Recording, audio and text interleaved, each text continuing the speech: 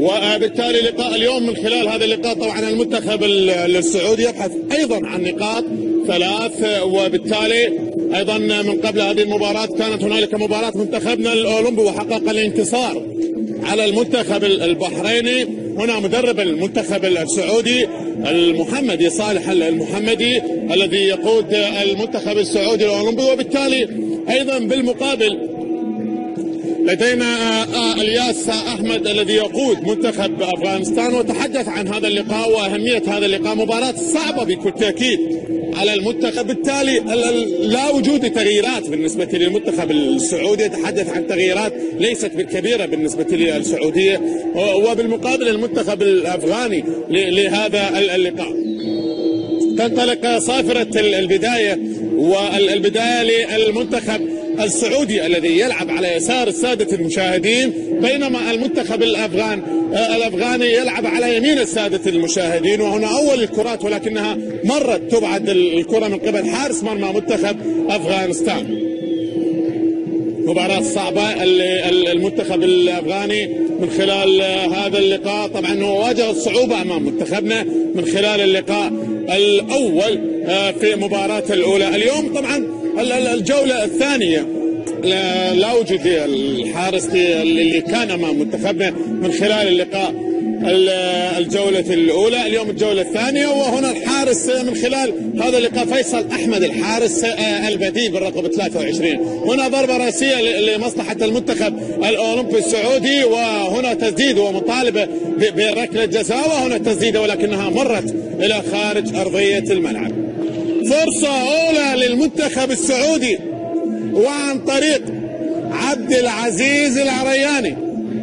عبد العزيز العرياني اللي سدد الكرة، وكانت رأسية جميلة، ولكن برافو فيصل أحمد حارس المرمى اللي تفوق، وتألق كان ملفت النظر في اللقطة الماضية، وبعد ذلك الإبعاد إلى ضربة ركنية حلوة للاعب نادي الاتحاد في الدوري السعودي، اللي كانت الكرة الرأسية الحاضرة بشكل جميل، كان انتظار للكرة بدون رقابة من المدافعين، وبالتالي لعب الكرة بهذه الطريقة وكانت في المكان السليم، ولكن حارس المرمى تواجده أيضا في المكان السليم.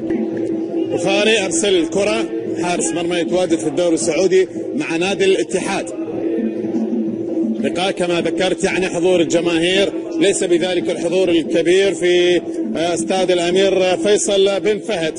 كرة ملعوبة الآن داخل منطقة الجزاء، تترك عن طريق سيد نافيد حارس المرمى فيصل أحمد، وهنا أيضا المدافع سيد محمد هاشمي، والكرة اللي تصل لحارس المرمى في اللقطة الماضية. وبعد ذلك محاولات بكل تأكيد عالية بهذه الطريقة. منتخب السعودي محاولة عن طريق اللاعب كان حسان محمد لاعب نادي الشباب في الدوري السعودي. وبعد ذلك المحاولات مستمرة، وكرة عرضية داخل منطقة الجزاء. دقيقة 9 دخول الدقيقة 10 ولا يزال التعادل لغاية الآن بدون أهداف، تعادل بدون أهداف إلا إذا، ولكن الضغط السعودي واضح، وهنا التسديد، ولكن سيد نافيد في اللقطة الماضية أبعد الكرة إلى خارج أرضية الملعب تحت ضغط واضح. المنتخب الأفغاني الضغط السعودي واضح من خلال هذا اللقاء. عبد الرحمن القرني هو من سدد الكرة، وكانت الكرة العرضية من عبد الرحمن القرني، وهنا الرأسية عن طريق اللاعب حمدان.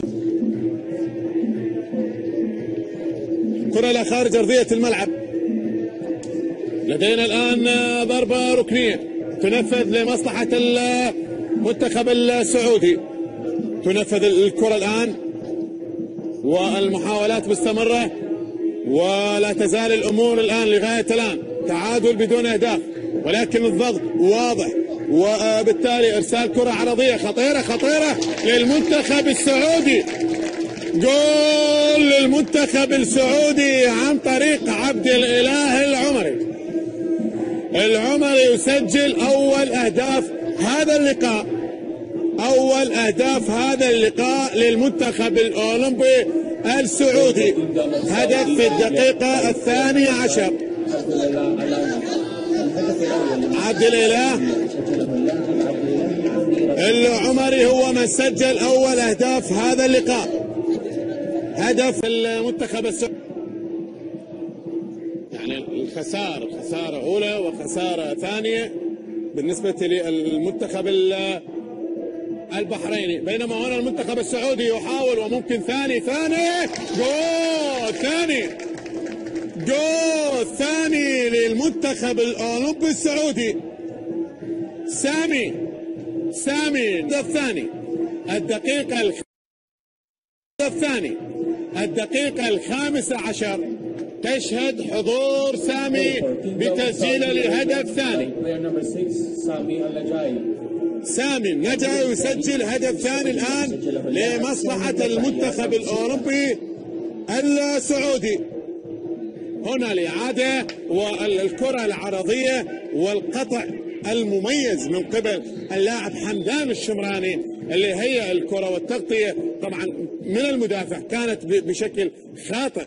أيضا 13 قائد فريق منتخب أفغانستان المنتخب الأفغاني، وبالتالي محاولة الآن وثالث للسعودي عن طريق عبد العزيز يسجل الثالث وثلاثية لغاية الآن تحت أنظار صالح المحمدي مدرب المنتخب الأولمبي السعودي. عبد العزيز حسان العرياني يسجل الهدف الثالث، 3 أهداف الآن. يعني في مثل هكذا وقت هي نتيجة بكل تأكيد جيدة للمنتخب السعودي، نتيجة جيدة للمنتخب السعودي لغاية الآن.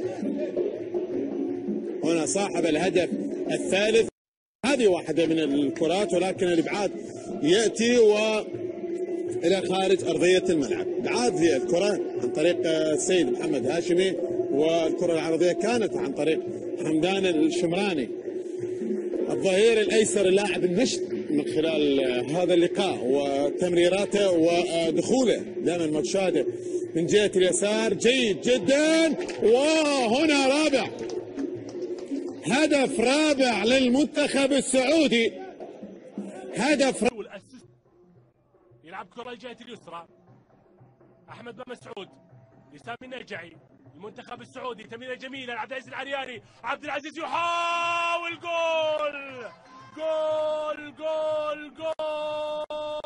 خامس للمنتخب السعودي. يا عيني على الهدف الخامس، وخليك من الهدف والكرة، لكن شوف الاسيست الرائع من سامي النجعي. الهدف سجل عبد العزيز العرياني، الله يعطيك العافية يا عبد العزيز، هدف ثاني له في هذه المباراة وثالث له في التصفيات. شوف تمريرة سامي النجعي، يا سلام يا سامي، حلو الاسيست الرائع من سامي النجعي، وايضا الفينش الاخير من عبد العزيز العرياني ايضا حطت هداف ولعبت هداف، وبرافو يا شباب.